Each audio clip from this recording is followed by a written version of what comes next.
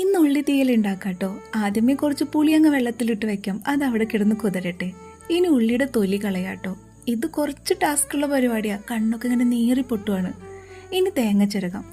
ചെറുതായി തേങ്ങ ചരുകിയിട്ട് നല്ല ഗോൾഡിഷ് കളറാവുന്നത് വരെ വറുത്തെടുക്കണം. ഇനി അതിലേക്ക് ആവശ്യത്തിന് മുളക് പൊടിയും മല്ലിപ്പൊടി ഇട്ട് കൊടുക്കുക. ഇവിടെ മുളക് പൊടി കുറച്ചിട്ട് കൊടുക്കുള്ളൂ, എരിവ് ഇവിടെ അത്രയ്ക്ക് ഇഷ്ടമില്ല കേട്ടോ.